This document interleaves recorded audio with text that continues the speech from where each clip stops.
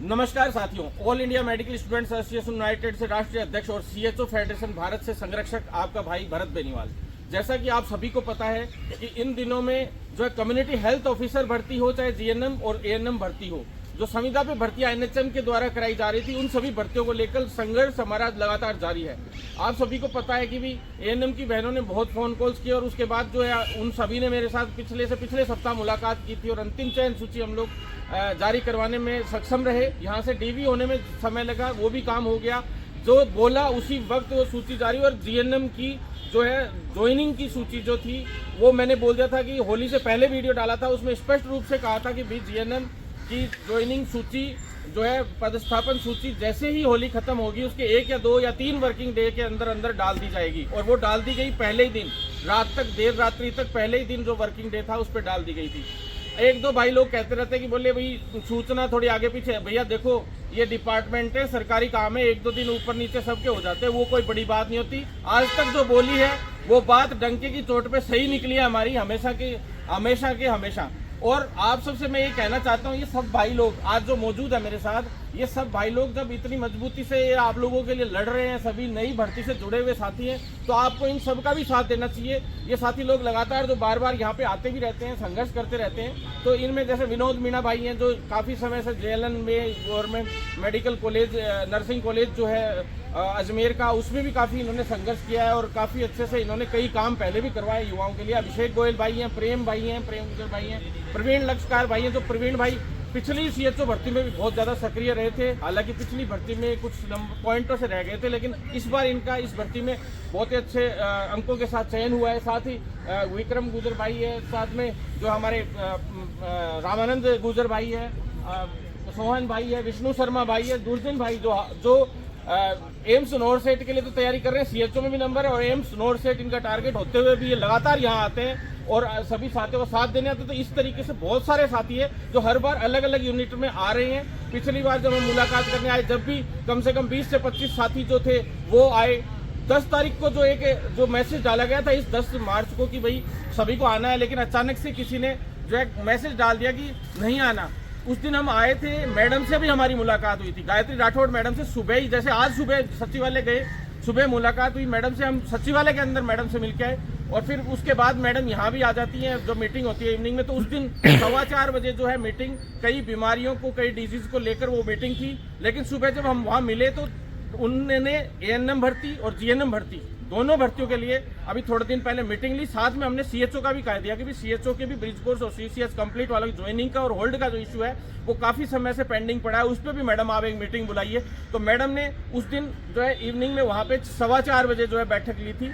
तो उस बैठक के दौरान जो अपना मुद्दा प्रमुखता से रखा गया, हालांकि उस पर जो कार्रवाई पहले से चल रही थी, जिस पे हम पुरजोर तरीके से लगे हुए थे कि आरयूएचएस के अधिकारियों को यहाँ लाना, स्पेशली कोऑर्डिनेटर बनवाना, जिससे कि जो है मैडम को हमने गाइड किया, एमडी मैडम को, कि मैडम उस वक्त थी नहीं पिछली सीसीएच के दौरान, कि बीपीसीसीएचएन में किस तरह की दिक्कतें आती है, क्या क्या करवाना चाहिए, कैसे करवाना चाहिए, कैसे भ्रष्टाचार पे रोकथाम हो और कितनी स्पीड से हम सीसीएचएन करवा सकते हैं, क्या क्या इश्यूज है, वो सारे क्लियर एमडी मैडम से बैठ के 1-1 डेढ़ घंटे हम बैठ के क्लियर करके जा चुके हैं पहले।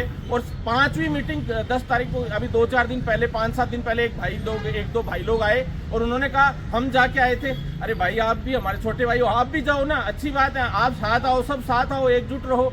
जैसे कि पहले वाले राजस्थान का सीएचओ जो है वो पूरे भारत में इतनी बड़ी यूनिटी है। विनोद भाई तो यूपी में काम कर रहे हैं, आपको बताएंगे ऐसा। पहले मैं आपको एक सूचना दे देता हूँ, लेकिन कि आप लोगों के बीपीसीसीएचएन से रिलेटेड सबसे बड़ी सूचना ये है कि भाई देखो, सीधी बात है, आपका बीपीसीसीएचएन शुरू होगा 5, वैसे तो हमें 8 से 12 अप्रैल टेंटेटिव डेट बताई गई है, लेकिन 5 से 15 अप्रैल के बीच में पूर्ण संभावनाएं हैं कि आपका बीपीसीसीएचएन कोर्स शुरू हो जाएगा। कुछ भाई लोग ये कह रहे थे, बोले बजट इशू नहीं है। भैया सबसे बड़ा इशू ही बजट है, मैं आपको बता दूं। जब आपको पता होगा कि इस भर्ती में टोटल पद, पहले केवल 1812 पद टोटल पे ये भर्ती आनी थी। हम लोगों ने जब पिछली बार स्वास्थ्य भवन यहाँ जाम किया था, जहाँ यहाँ 144 धारा लागू होती है और यहाँ पे 1 साल में 9 बार अगर इस गेट पे किसी ने ताला लगाया तो हम लोगों ने लगाया साथियों। और इस सचिवालय के सामने कभी घेराव हुआ तो एक बार हुआ है इतिहास में आज तक, इस पूरे सिस्टम, जहां अशोकनगर थाना सामने पड़ता और यहाँ सामने अभी तक भी वो मुकदमा मेरे ऊपर चल रहा है। और साथियों मैं आपको बता देता हूँ, यहाँ से हम जब भी बैठे हैं पूरी मांग करवा के उठे हैं। पिछली सरकार के अंदर जब गहलोत सरकार थी तब हमने खूब आंदोलन किए थे। अब वर्तमान की जो सरकार है ये आई है, धीरे धीरे आचार संहिताएं लगी हुई थी, बीच में लोकसभा चुनाव आ गया, कभी एक साल तो सिर्फ आचार संहिताओं में ही निकल गया, आप सभी को पता है। तो अब काम होना शुरू हुआ है, ढर्रा शुरू, जो पहला पेंडिंग पड़ा था वो अब शुरुआत होनी शुरू हुई है।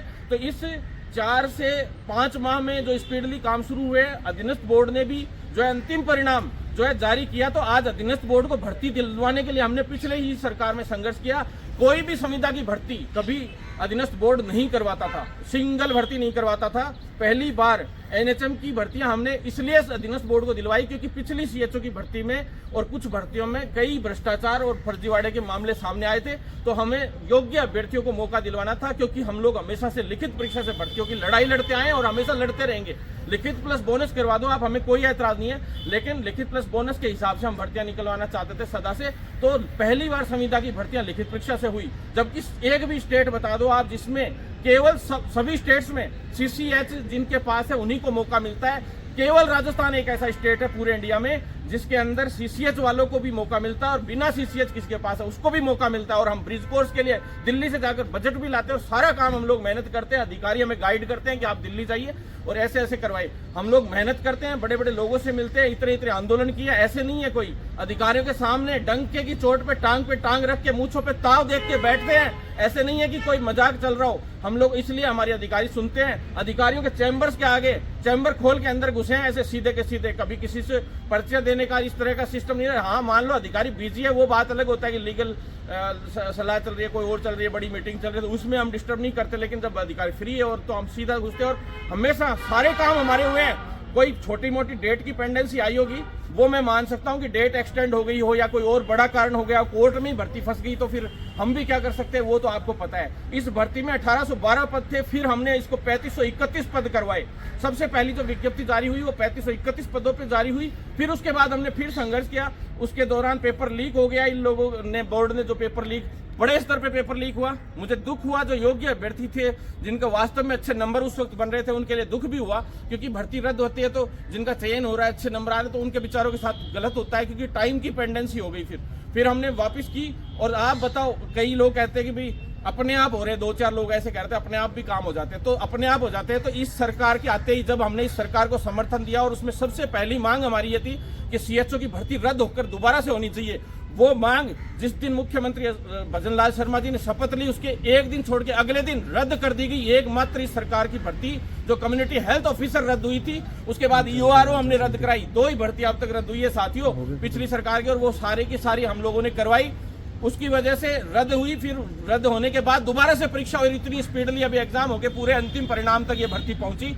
और आपको मैं बार बार कह रहा था बजट का इशू है इसमें, तो क्योंकि इसलिए है बजट का इशू क्योंकि हर साल का जो अंतिम समय होता है 31 मार्च क्लोजिंग टाइम होता है, और 31 मार्च तक जो आरोपी पीओपी जो बन के जाती है यहाँ से कि भाई किस काम में कितना पैसा लगेगा, भारत सरकार से 60-40 के हिसाब से, यानी 60% केंद्र सरकार पैसा देगी, 40% राज्य सरकार पैसा देगी, उसके अकॉर्डिंग पैसा आता है। तो वो जो पैसा केंद्र सरकार से आना था उसकी पेंडेंसी चल रही है, और वो पैसा 10 अप्रैल तक जो है यहाँ के जो बजट आ पाएगा। और आप समझ लो कि 5 से 15 अप्रैल के बीच में ब्रिज कोर्स शुरू हो जाएगा। जबकि हमने आपको बताया था कि भाई स्पेशली जो 943 के करीब पद, 953 के करीब पद हमने बाद में जुड़वाए थे। उसके बाद 767 पद एक बार जुड़वाए थे।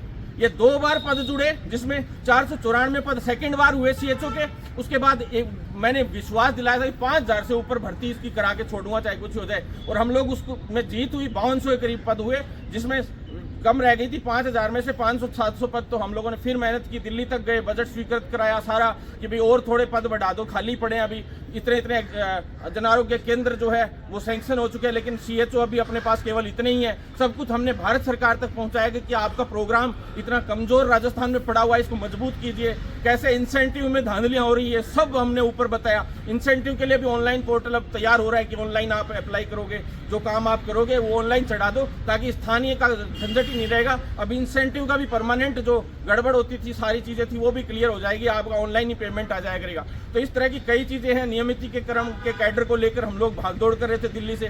सिर्फ नियमितीकरण राजस्थान में सबसे पहले हुआ। 3 साल के अंदर अंदर परमानेंट होने की जो है CSR रूल्स के अकॉर्डिंग घोषणा, लिखित घोषणा है एक तरीके से, और स्क्रीनिंग शुरू हो जाएगी थोड़े दिन बाद।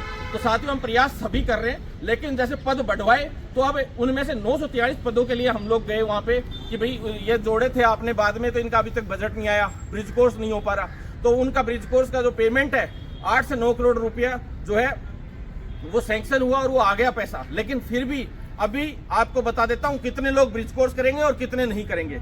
1770 से 1780 के करीब ऐसे CHO हैं, चयनित CHO अभ्यर्थी हैं 1780 से के करीब, यानी 1800 मान लो आप, तो 1900 मान लो लास्ट। इतने जो CHOs हैं इनको ब्रिज कोर्स कराया जाएगा। और इनके लिए हमने मांग रखी थी कि गवर्नमेंट कॉलेज होनी चाहिए, तो 39 यानी 39 गवर्नमेंट कॉलेजेस लगभग तय कर ली गई हैं, जिनके अंदर से इनका ब्रिज कोर्स होना है। सभी को गृह जिला आवंटित होगा, जिससे जो हमारी डिमांड थी उसी के अकॉर्डिंग सारे काम हुए हैं। आप देख लो 39 कॉलेजेस हैं गवर्नमेंट की, गवर्नमेंट कॉलेज से होने वाला है कि सबसे पहली डिमांड है हमारी, क्योंकि पिछली बार प्राइवेट में हुआ तो प्राइवेट वालों ने इंटरनल मार्क्स भेजने में खूब पैसे उनसे खाने का प्रयास किया, भ्रष्टाचार किया, और उनका जो ट्रेनिंग फंड तक गवर्नमेंट प्राइवेट कॉलेजों के अकाउंट में जाना था, हमने नहीं जाने दिया, उनके अकाउंटों में डलवाया फिर CHO के आंदोलन करके। तो इस तरह के जो कई इश्यूज हुए, तो उसके बाद हमने प्राइवेट का तो झंझट ही खत्म करवा दिया, अब गवर्नमेंट से ही होगा और गृह जिलों से अपने घर के आसपास की कॉलेज से होगा। 39 गवर्नमेंट जो नर्सिंग कॉलेज है उनसे ब्रिज कोर्स होगा। 1700 से 1800 अभ्यर्थी हैं चयनित, उनका ब्रिज कोर्स होगा। जो बच गए उन सभी साथियों की ज्वाइनिंग, जिनकी CCH कंप्लीट है, या तो कोई बाहर पोस्टेड है जैसे कहीं भी किसी स्टेट में, या जिनका BSc नर्सिंग के साथ जो CCHN जुड़ा हुआ है वो, यानी कि CCHN का उनको सर्टिफिकेट BPCHN का वहाँ से मिल जाएगा कॉलेज से, जिन लोगों ने जमा करा दिया, कुछ कराएंगे, अभी प्रोसेसिंग उसकी भी शुरू होने वाली है। तो साथियों जो बचेंगे वो 2700 से 3000 मान लो आप तो 2.5 से 3000 मान लो, उन सब की ज्वाइनिंग अभी होनी है। तो उनकी ज्वाइनिंग प्रक्रिया भी इसी के साथ शुरू कर रहे हैं। लेकिन सबसे बड़ा जो इशू है, number 1 issue budget, number 2 issue आप सबको पता है कि बॉन्ड का भी हम चाहते थे कि समाधान हो, और वो कोर्ट से केस लगभग हम जीत चुके हैं। सोमवार को भी सुनवाई, अब लगातार 2 सुनवाइयां हैं, उनमें लगभग डिसीजन होना है, तय हो चुका था। डिसीजन हुआ है जब भी उनको पीछे वालों को हमने सबसे पहले पूरे इंडिया में, राजस्थान में जो नर्सिंग ऑफिसर, कई कह रहे हैं नर्सिंग ऑफिसर पे CHO को बोनस अंक मिलेगा कि नहीं मिलेगा। अरे भैया, नर्सिंग ऑफिसर के इक्विवेलेंट मान के ही तो हमने 15 अंक बोनस कोविड के दिलवाए। इतना दिमाग तो होगा आप लोगों में, नहीं तो कोविड का बोनस अंक तो नर्सिंग ऑफिसर की भर्ती पे डॉक्टर्स भी मांग सकते हैं, ANM भी मांग सकते हैं, फार्मासिस्ट भी मांग सकते हैं, हर कोई मांग सकता है। तो ऐसा कुछ नहीं है। जो बोनस अंक है वो कोविड के आधार पे 15 इसलिए लिया हमने, कोविड के आधार पे भी वो इसलिए लिया क्योंकि कोविड के आधार पे 15 अंक बोनस मिल रहा था, और सिंपल तरीके से करते तो केवल 10 बोनस अंक मिल रहे थे। तो इसलिए हमने उसमें बोनस अंक जो है 10 नहीं लेके 15 लिए, तो इसलिए कोविड के हिसाब से वो बोनस अंक शो करता है। CHO के इक्विवेलेंट नर्सिंग ऑफिसर को मनवाते हुए करवाया। तो जब ये करवाया तो 30 अंक बोनस भी आप लोगों को मिलेंगे। ये काम भी हम करवा चुके हैं कोर्ट से। जो काम वैसे नहीं हो रहा तो हम न्यायालय से करते हैं, सड़कों पे लड़ाई लड़के करते हैं, सब तरीके से। अब तो हमारी सरकार, तो हम कोशिश कर रहे हैं कि मेहनत करके अब आप लोगों के लिए और भी आगे के रास्ते खोलें, और नियमितीकरण की और कैडर निर्माण कर ये प्रोसेस है, इनको आगे बढ़ा रहे हैं हम लोग। तो साथियों, कैडर निर्माण वाले साथी भी कई फोन करेंगे, मैं पहले ही बता देता हूँ। साथियों, यहाँ से मार्गदर्शन मांगने के लिए MD मैडम ने पत्र भेजने के लिए जो है 2-3 दिन में कर दी है, स्वीकृति दे दी है, एक मीटिंग करके, और मार्गदर्शन मांगेंगे भारत सरकार से।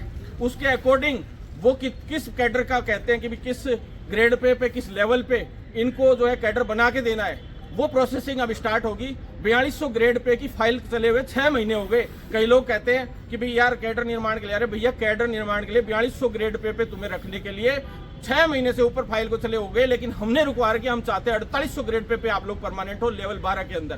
तो साथियों, इस तरीके से जो है मजबूती से लगे हुए हैं। तो ब्रिज कोर्स की भी बता दी, और साथियों कुछ CCHN कंप्लीट की ज्वाइनिंग की भी मैं बता दूं। जैसे ही ब्रिज कोर्स कंप्लीट हो, ब्रिज कोर्स की प्रक्रिया कंप्लीट होगी, ऑनलाइन सब अप्लाई कर देंगे कि भाई, और अलॉटमेंट हो जाएगा कॉलेजेस का सबको कि किस कॉलेज से किस चयनित CHO को ब्रिज कोर्स कराना है, वो सारा कंप्लीट हो जाएगा। उसके बाद जो है आपके CCH कंप्लीट वाले हैं उनकी ज्वाइनिंग के लिए जो है लिंक डाला जाएगा, और उनसे डिस्ट्रिक्ट चॉइस भरवाई जाएगी। सॉफ्टवेयर के अकॉर्डिंग जो है सारा सिस्टम होता है। आपको मैं बता दूं, GNM में बहुत लोगों को, लगभग लोगों को 80% लोगों को पता नहीं जाने कहां कहां फेंक दिया, उल्टी सीधी पोस्टिंगें हुई है। जो 2-5 नेतागिरी करने आते थे उनकी, खास करके किसी की धौलपुर हुई है, और किसी की आते ही सबसे पहले नाम पूछते हैं कि क्या नाम है तुम्हारा, और लिखते हैं अच्छा इसको नेतागिरी चाहिए, तो उनको किसी को बाढ़ में टेकते, किसी को बांसवाड़ा, किसी को धौलपुर, ये हालात कर रखे हैं। ये हालात की वजह से हमने तुल्लिका सैनिक मैडम का ट्रांसफर उस टाइम, और बहुत जो सामने बात तक ढंग से नहीं करती थी किसी भी हमारे यहाँ से जाने वाले युवा से या किसी कर्मचारी वर्ग से, यहाँ खुद स्वास्थ्य भवन के कर्मचारी उनसे परेशान थे। साथियों, मेहनत करते आप लोगों के लिए, प्रयास करते तो आप लोग कम से कम जो और कुछ नहीं कर सकते तो सोशल मीडिया पे हमारा साथ तो दे सकते हो। सब तरीके से, हर तरीके से साथ देना चाहिए, नहीं तो एक दिन हम जैसे भाई लोग भी आपको लास्ट में छोड़ के चले जाएंगे, ये कहेंगे कि कोई ये किसी के सगे नहीं है, ये किसी का साथ देने वाला नहीं है, इनके लिए कितना करो उतना बेकार है। ये चीज सोच के अगर कोई बैठ गया ना, ऐसे ही नहीं होती है। आप पूरे इंडिया में किसी भी तरीके से आप CCHN वाली जो है अकेली CCHN के अलावा मेरिट आधार के अलावा भर्ती बता दो, ये सिंगल। अब झारखंड में एक आदेश जारी हो गया, बोले परमानेंट कर दिया झारखंड CHO को। अब वो कई तो डाल देते हैं ऑनलाइन, पता नहीं क्या क्या डाल देते हैं, कुछ भी नहीं। 4200 ग्रेड पे से भी नीचे ले गए एक तरीके से। वैसा कैडर बनवाना होता तो कभी बनवा के अब तक नियमितीकरण ही हो जाता हमारे सभी साथियों का। तो साथियों, हमें फिर तो हम नर्सिंग ऑफिसर पे करवा लेंगे ना। तुम्हारा तो कम्युनिटी हेल्थ वर्कर नाम करने जा रहे थे, कम्युनिटी हेल्थ ऑफिसर नाम जो हम 2016-17 से संघर्ष करके करवा के लाए थे, उसका नाम भी चेंज कर रहे थे कम्युनिटी हेल्थ वर्कर। और जब लड़ाई लड़के, लेकिन जो है कर देंगे तुम लोगों का, अगर तुम लोगों ने ये जो इस तरह की जो है ना 2-4 स्टेटों में, कईयों में, सब स्टेटों में 10-10 गुट बने हुए, अगर तुम ऐसे ही बने रहे ना सभी स्टेट्स में, पूरे भारत के स्टेट्स में, तो यही हालात हो जाएगा। ये तो राजस्थान का CHO जो एकजुट है, डॉक्टर तक ये कहते हैं कि सबसे बड़ी यूनिटी अगर पूरे इंडिया में कहीं है ना तो राजस्थान के CHO की, और वो आपके भाई की बिगाड़ लेंगे ये अधिकारी। मैं तो ना तो नौकरी पे हूँ फिलहाल, ना कुछ और है, ना मेरे को सस्पेंड कर सकते, ना मैं मुकदमों से डरता, केस मुकदमों से डरता। सीधा हम लोग आंदोलन ठोकते हैं, किसी से डरने की हमें जरूरत नहीं पड़ती। अब तो हमारी सरकार है, हम देखते हैं कौन सा अधिकारी काम नहीं करता और कैसे फास्टली काम नहीं करते हैं। अभी भी साथियों, जो प्रोसेसिंग मैंने पूरी बता दी, इस पूरी प्रोसेसिंग के अंदर अब RUHS वालों से मीटिंग होनी है अगले सप्ताह में, बुधवार बृहस्पतिवार तक जो है मीटिंग हो जाएगी। और 1,04,000 रुपए एक बच्चे का बजट आता है, इसलिए मैं कह रहा हूँ 18 से 19 करोड़ रुपए 1800-1900 बच्चों के लगभग लगेंगे। 18 से 19 करोड़ रुपए जो पूरा बजट होगा, जिसमें 9 से 10 करोड़ रुपए बजट तो है, लेकिन केंद्र सरकार से अभी थोड़ा बजट और आ जाएगा, क्योंकि बजट तो पहले तुम्हारा आ चुका था जब भर्ती हमने निकलवाई थी, लेकिन उस बजट को इन्होंने इधर उधर कर दिया। पहले गहलोत सरकार में जो है, जब पिछली सरकार थी, उसमें बजट को चाहे जहां ही जैसे लगा दिया गया। NHM जो है, हम CMHO लेवल पे बहुत सारे जो बजट भिजवाते थे, आज तक इंसेंटिव कई जिलों में पेंडिंग पड़ा है। तुम सोचो अगर बजट का इशू नहीं होता तो क्या उनका इंसेंटिव या सैलरियां जो पेंडिंग पड़ी है कई कर्मचारी वर्गों की, मैं ये नहीं कह रहा CHO की, दूसरों की, तो वो नहीं दे देते थे क्या? बजट का इशू है जब भी तो नहीं दे पा रहे। तो इसीलिए तुम लोगों को भी ये जो है ऊपर से कुछ और बोलते हैं, अंदरूनी बात कुछ और होती है। तो साथियों, CCHN वाले हमारे साथी विनोद मीणा भाई, ये भी आपको सारी चीज बता देंगे। और आपकी CCHN कंप्लीट वालों की जो है ज्वाइनिंग जल्दी होनी है। इसके बाद सीधी जो छटनी हो जाएगी, जो ब्रिज कोर्स के लिए इसमें अप्लाई करेगा, कॉलेज अलॉटमेंट हो जाएगी। फिर जिनको नहीं होगी उनकी सूची अपने आप ये सेलेक्ट कर लेंगे, और उन सभी का फिर उसी के अकॉर्डिंग जो है पूरा डिस्ट्रिक्ट वाइज जो जहाँ जन आरोग्य केंद्र जो खाली पड़े हैं उनकी सूचियाँ बन चुकी है, उसी के अकॉर्डिंग उनका अलॉटमेंट शुरू हो जाएगा। लेकिन मैं आपसे कहना चाहता हूँ कि भाई, अभी इनका मानस जो इस तरीके का चल रहा है कि जयपुर में तो शायद किसी को पोस्टिंग ही नहीं देना चाह रहे, और जो पोस्टिंग दें वो किस तरीके के कैसे सेंटरों पे दें, हम लोग इस पर भी प्रयास कर रहे हैं कि आपको गृह जिलों में मिले। नहीं तो GNM वाले में जिस तरह के हालात हुए या ANM में जो होने वाले हैं, इस तरीके के हालात और किसी के साथ नहीं होने चाहिए। साथियों, अब मेरे विनोद भाई आपको बताएंगे थोड़ा। साथियों, आज भरत भाई साहब के साथ हम गए थे, तो हमारे सामने ही जो NHM के प्रोजेक्ट डायरेक्टर है वो आके बाहर मिले हम लोगों से। तो उन्होंने जो सारी बात बताई, मैं आप लोगों के सामने सच्चाई बोलता हूँ। उन्होंने ये कहा, सबसे पहले तो बजट की, भाई साहब ने एकदम सही बात बोली। बजट की जो मार्च के एंड तक बजट की बात होती है तो खत्म हो जाता है, मतलब जो भी साल का बजट आता है तो मार्च के एंड तक इनको हिसाब देना पड़ता है। तो 10 अप्रैल से पहले यहाँ तक कि नया बजट आ जाएगा। और भाई साहब ने जैसा कहा ना कि 5 से 15 तारीख तक के बीच में CCS जिनके पास है उनको शायद 10 से 5 दिन में थोड़ा लेट हो जाएगा, पर जिनके पास CCS नहीं है उनको CCS की प्रक्रिया चालू कर दी जाएगी। मतलब जिनके पास CCS है 5 से 7 दिन का अंतर रहेगा। और दूसरी बात, मेरे साथियों से मैं ये कहना चाहता हूँ, यहाँ पे 2 तरह के इंसान आते हैं।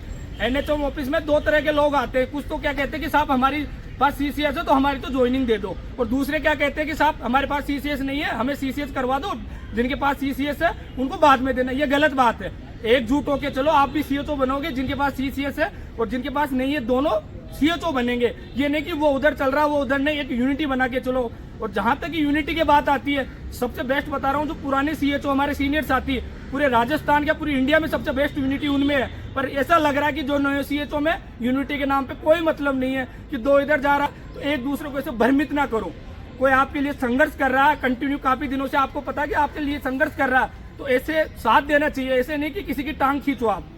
जो आपके कंटिन्यू लगातार मेहनत कर रहा है उनके लिए आप लगातार सपोर्ट करते रहना चाहिए। दूसरी बात, एनएचएम ऑफिस के प्रोजेक्ट डायरेक्टर ने सभी अधिकारी को हमारे सामने बुलाया था, अधिकारी को, उनको हमारे सामने पूछा था कि इनकी क्या प्रोसेस चल रही है। उन्होंने ये कहा कि इनके 274 जो होल्ड रिजल्ट है यहाँ तक कि भाई साहब कल ही मिलके आए थे आलोक राज से, बोर्ड अध्यक्ष से। उन्होंने ये कहा कि 7 दिन के अंदर अंदर आपको जो 274 बच्चों का होल्ड रिजल्ट है वो आ जाएगा। उसके बाद में जैसे ही मैं हमारे पास होल्ड रिजल्ट आते ही मतलब 5 से 15 अप्रैल के बीच यहाँ से प्रोसेस चालू कर दी जाएगी। प्रोसेस भी 2 तरह से बता दिया आप लोगों को। उन्होंने साफ कहा है कि जिनके पास सीसीएस नहीं है उनको हम 10 से 15 दिन का टाइम देंगे कॉलेज बनने का। और भाई साहब ने कहा था कि 39 कॉलेज है राजस्थान में, शायद 39 गवर्नमेंट कॉलेज है, उन्हीं से सीसीएस करवाने के लिए भाई साहब मिलकर आए थे। वही हम साथ में थे, तो सच बोला। ऐसे नहीं कि 2 लोग ये कह रहे हैं वो नहीं। और हम साथियों से कहते हैं कि मैं खुद यूपी से आया हूँ, ये अजमेर से आए, भीलवाड़ा से आए, तो ऐसा ना करो। जो जयपुर के यहाँ लोकल है, आज कम से कम शर्म आने की बात है। मैं तो आप सबसे बड़ी चीज अपनी महिला शक्ति कहाँ गई है राजस्थान में। जब आंदोलन की बात चली थी, जो पिछले कोविड में जब बोनस के लिए बात चली थी, पुराने सीए चुनाव सबसे आगे रहती थी महिलाएं। मैं एक उदाहरण देता हूं आपको, यूपी के अंदर चले एमपी ने संघर्ष किया था महिलाओं ने। मैं सभी महिला साथियों से विनती करता हूं, कभी भी आपको बुलाया जाए तो यहाँ आना है, आपके हक के लिए लड़ना है। यहाँ पे कोई लड़के आ रहे हैं नहीं तो आप लोग भी के लिए भी तो जॉब है, सबके बराबर सेम जॉब है। तो प्लीज आपसे रिक्वेस्ट है, कभी भी बुलाया जाए तो आप ज्यादा से ज्यादा, यहाँ कम से कम 1000-1500 लोग ऐसे हैं कि जयपुर में रहते हैं, जयपुर के आसपास है, पर सब लोग क्या सोचते हैं कि यार हो जाएगा जब होना चाहिए। ऐसे नहीं है, अपने को खुद के लिए लड़ना है। कोई आपके लिए आगे होकर लड़ रहा है तो उसका साथ तो दे सकते हो आप। अरे हम जैसे पीछे खड़े रह रहे हैं भाई साहब के साथ, तो आप इनका साथ तो दे सकते हो, उनकी ताकत तो बन सकते हो। सभी से यही निवेदन है कि कभी भी आपको बुलाया जाए तो सभी आए और साथ दें यहाँ पे एक दूसरे का। Thank you. साथियों देखिए, विनोद भाई ने जैसा बताया आप लोगों को, हमारे बीच राधे यादव भाई भी हैं जो साथ ही थे, अभी जस्ट इधर चले गए थे।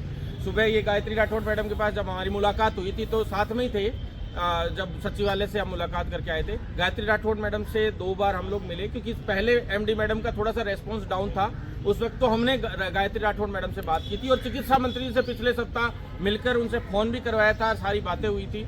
चिकित्सा मंत्री ने अधिकारियों को भी वहां पे बुलाया था और उसके बाद ये जो एक्टिवेट हुआ है पूरा मामला, इन्होंने स्पष्ट कह दिया था कि पहले जीएनएम एएनएम का पूरा प्रोसेस हो जाए, उसके बाद सर हम जो है सीएचओ की, क्योंकि इसमें ब्रिज कोर्स और कई जमेले हैं तो सारे क्लियर करने जरूरी है। फिर बोर्ड से अंतिम परिणाम, सेकंड रीजन था, पहला बजट का इशू था, सेकंड अंतिम परिणाम। पिछली बार तो अंतिम परिणाम होल्ड वालों का परिणाम जारी नहीं हुआ था ना, फिर भी मैंने ब्रिज कोर्स शुरू करवा दिया था साथियों, आपको पता है, यहाँ धरने पे बैठे थे, आंदोलन किए थे, सब कुछ था। लेकिन अब तो खैर होने ही वाला है स्टार्ट, सब लगभग प्रोसेस हमने शुरू करवाई दी थी। आज ब्रिज कोर्स की प्रोसेस शुरू हो गई थी, जब तो आज 39 कॉलेज डिसाइड हुए हैं, यानी कम से कम 1 महीना हो गया ना इस प्रोसेस को शुरू हुए। आरयूएचएस और यहाँ के बीच में 2 से 3 बार तो बैठक हो गई पिछले 4 सप्ताहों के अंदर अंदर। साथियों कई लोग ये सोचते हैं कि हम लेटर दिया, अरे भैया कोई नहीं पूछता, समोसे खा जाते हैं लेटरों पे रख के, और जो मिलके जाते हैं उनको एक के बाद एक जाने कितने लोग यहाँ मिलने आते हैं, इनसे कोई याद नहीं रखता।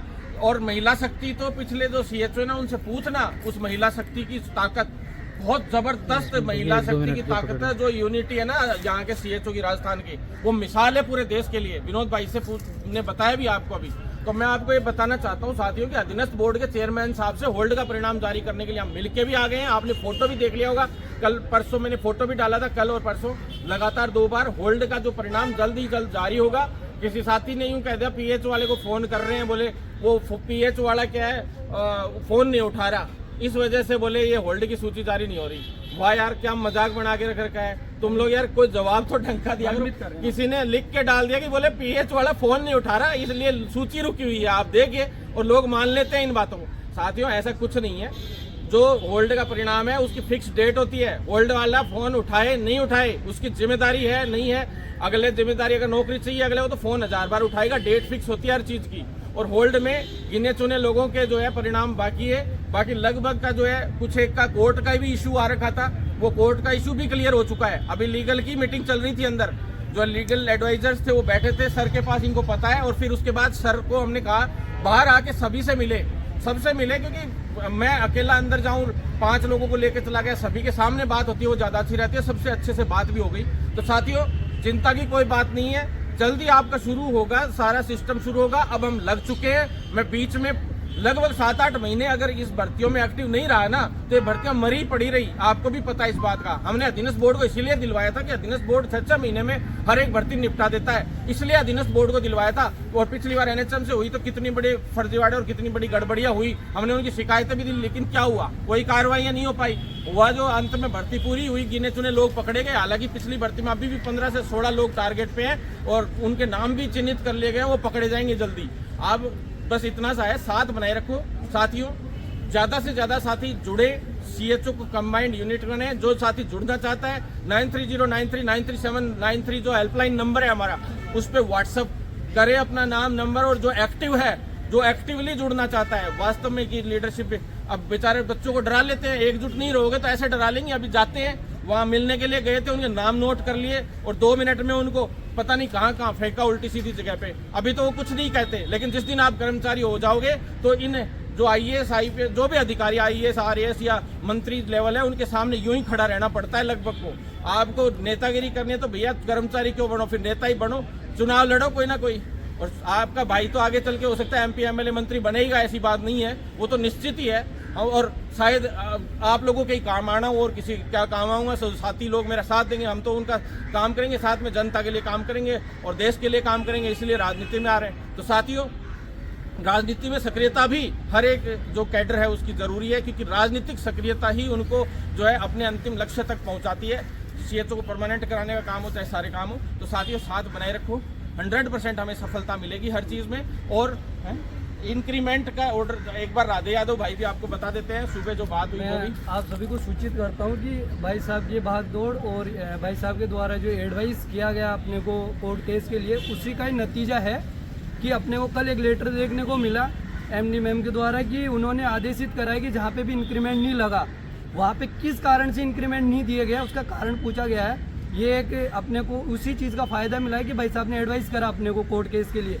कई साथियों के द्वारा बोला जा रहा था पहले, देखो कि आज उसका अपने को फायदा देखने को मिल रहा है। आज सुबह से हम एनएचएम के अंदर भी भाग दौड़ कर रहे थे भाई साहब के साथ ही, और इसका ये नतीजा है कि आने वाले टाइम में अपने को जो 2022-23 का जो इंक्रीमेंट रोका गया था सीएचओ का फर्स्ट बेच का, वो इंक्रीमेंट अपने को सबको मिलेगा। जो 6-7 जिलों में मिल रहा था और अदर जिलों में नहीं मिल रहा था, वो अब जाके अब मिलेगा। तो ये एक भाई साहब की मेहनत ही है, लोग तो हम लगाते पर ये सब बेबुनियाद है।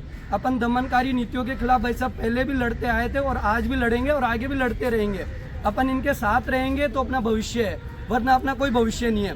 रही बात ये कैडर वगैरह की, तो कुछ ही टाइम में इसकी प्रोसेस भी स्टार्ट कर दी जाएगी, पर अपने को सब यूनिटी के साथ मिलकर भाई साहब का साथ देना पड़ेगा। अकेले भाई साहब भी कुछ नहीं कर सकते, आप सब जानते हो। अगर टांग खिंचाई करते रहोगे तो अपना कुछ नहीं मिलने वाला। अगर आप वही बात है कि अगर बटोगे तो कटोगे, तो वही सीन है। तो आप इस बात को समझो, अगर एक साथ नहीं रहोगे तो आपको बहुत खामियाजा भुगतना पड़ेगा इस चीज़ों का। भाई साहब का साथ दोगे तो आने वाला भविष्य आपका बहुत उज्जवल होने वाला है।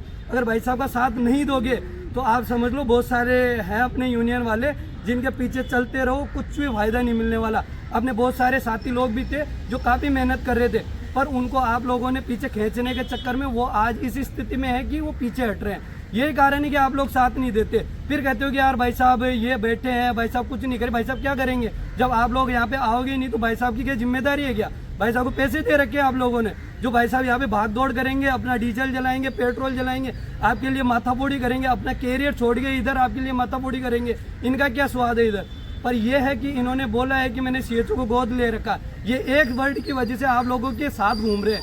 ये आप इस चीज़ का महत्व नहीं समझ पाते, आपको इस चीज़ का महत्व समझना पड़ेगा, आपको साथ देना पड़ेगा। और आने वाला टाइम इतना बेटर है कि आपको इतना सुनहरा पल देखने को मिलेगा कि आप सोचोगे कि यार जिन इंसान के साथ अपने को चल लेते हैं उनकी वजह से आज अपन जॉब कर रहे हैं, आज अपन 800 ग्रेड पे पेमेंट पे 800 ग्रेड पे ले रहे हैं। तो आज बहुत सारी चीज़ें, पर अगर आप पीछे हट जाओगे तो कुछ नहीं मिलने वाला। ये है कि भाई साहब तो मेहनत करते रहेंगे, पर ये आपकी जिम्मेदारी कि इनका साथ कैसे दिया जाएगा। आप सभी का धन्यवाद। भाई साहब जब भी बुलाए तो आप आया करो, इनका सपोर्ट किया करो।